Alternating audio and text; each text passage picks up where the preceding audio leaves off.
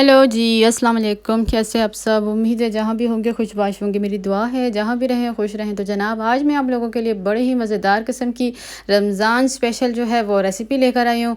कटोरी चाट काफ़ी लोगों को जो है दिक्कत होती है जब वो बनाते हैं तो उनकी कटोरी चाट जो है वो नहीं परफेक्ट बन सकती, क्योंकि कुछ ऐसी टिप्स हैं जिसको आप फॉलो करेंगे तो इंशाल्लाह आप फर्स्ट टाइम भी बनाएंगे इंशाल्लाह तो आपकी बड़ी परफेक्ट किस्म की ये कटोरी चाट बनेगी। बड़ी ही मज़ेदार किस्म की ये कटोरी चाट बनती है, बड़ी झटपट सी।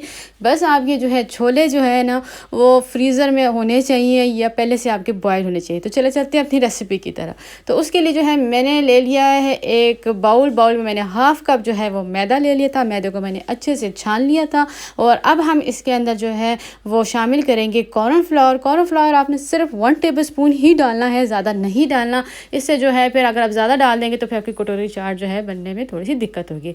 और नमक जो है 2 से 3 चुटकी आपने डालना है, जितना आप पसंद करते हो, ज़्यादा नहीं डालेगा क्योंकि हाफ़ कप है मैदा। और अब हम इसके अंदर जो है वो नीम गर्म पानी हम शामिल करेंगे। बहुत ठंडा नहीं होना चाहिए, बहुत गर्म नहीं होना चाहिए, नीम गर्म होना चाहिए। तो उसको जो है हम अच्छे से जो है मिक्स कर रहे हैं।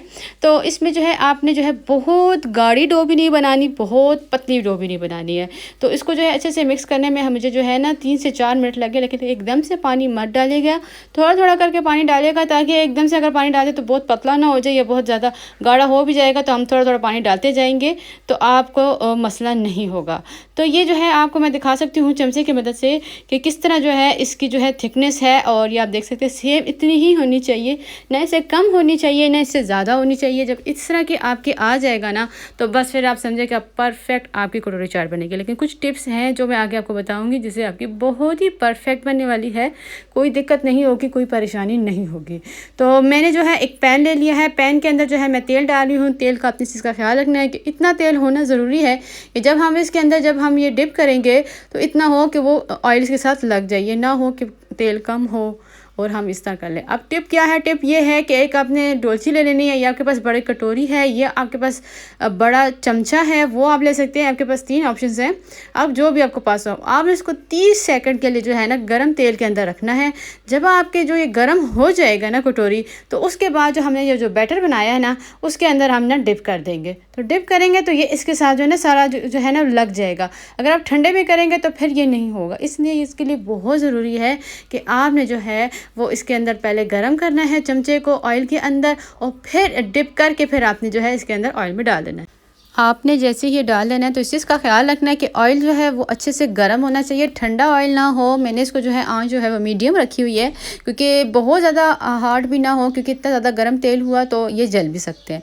तो हमने जो है इसको मीडियम रखना है, लेकिन तेल आपका गर्म होना चाहिए। देख सकते हैं इसमें से तेल में से धुआं निकला है। अब जैसे ही आप देखेंगे ना इसमें हल्का सा कलर आ चुका है, 1 से मिनट तक आपने 1 मिनट जो है छोड़ देना। फिर आपने एक नाइफ़ लेनी है और राउंड जितना भी है ना हल्की हल्की से नाइफ़ की मदद से इसको निकालने की कोशिश करनी है। देखिए बड़ी आराम से निकल जाएगा। तो मैंने इसको अब निकाल लिया है। जैसे ही निकालेंगे तो देखिए ऊपर से कलर जो है लाइट है और नीचे से तो इसका कलर आ गया। तो हमने क्या करना है, थोड़ा सा तेल लेकर ना इसके ऊपर भी डाल देना है, ताकि ये अंदर से भी अच्छे से कुक हो जाए और उसका कलर बड़ा प्यारा सा आ जाए। तो यही तेल जो अभी चमचा है वो गरम गरम ही था, और मैंने साथ जो है ना दूसरा भी मैंने ले लिया, बाउल के अंदर डाल दिया और उसको डिप कर दिया है। और मैंने अब इसके अंदर साथ साथ लगाती जा रही हूँ, ताकि हमें कोई प्रॉब्लम ही ना हो। हमारा साथ साथ चमचा भी गर्म रहेगा और हमें एक्स्ट्रा जो है वो चमचे को गर्म भी नहीं करना पड़ेगा। और जैसे जैसे पहली वाली कटोरी है वो पक रही है और साथ में दूसरी भी हो जाएगी, तो वो पहले मैं निकाल लूँगी फिर दूसरा रख लूँगी। इस तरह 1 बाय 1 आपने करते जाना है और आपकी जो है इंशाल्लाह बड़ी ही परफेक्ट किस्म की कटोरी चाट बनेगी। मैंने बनाई थी, मुझे बहुत ज़्यादा पसंद आया, एक नया टेस्ट आया, एक नया फ्लेवर आया। यानी कि मतलब है कि जैसे गोलगप्पे होते हैं ना, तो उससे जैसा डिफरेंट ही टेस्ट है। बहुत मज़ेदार था, बहुत अच्छा लगा, क्योंकि एक नया जायका हर किसी को अच्छा लगता है, हमें भी अच्छा लगा। तो ज़रूर ट्राई कीजिएगा, आपको ये मेरी रेसिपी बहुत ज़्यादा पसंद आएगी। बहुत ही आसान सी रेसिपी, इतनी मुश्किल नहीं है।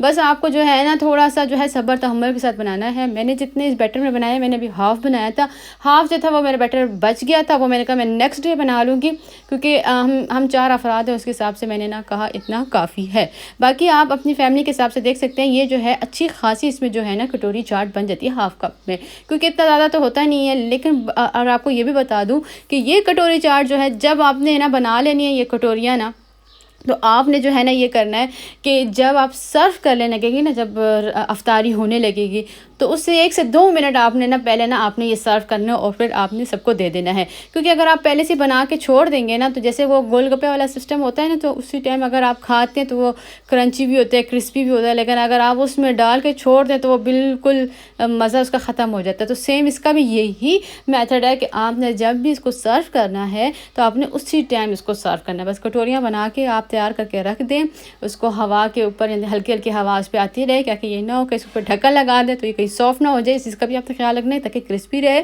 तो बस जैसे ही अफ्तारी आएगी और आपने इसको कर लेना। इस तरह मैंने 1 बाय 1 जो है वो सारी की सारी कटोरियाँ निकाल रही हूँ, बड़ी परफेक्ट है। आप 4 से 5 दफ़ा आप करेंगे, उसके बाद जो है आपकी जो डोलची है या चमचा है वो थोड़ा गंदा होने शुरू हो जाएगा। तो फिर आपने क्या करना है, इसको थोड़ा सा दोबारा से साफ़ कर लेना है, छुरी की नाइफ से मदद से मैं साथ साथ साफ़ करती रही।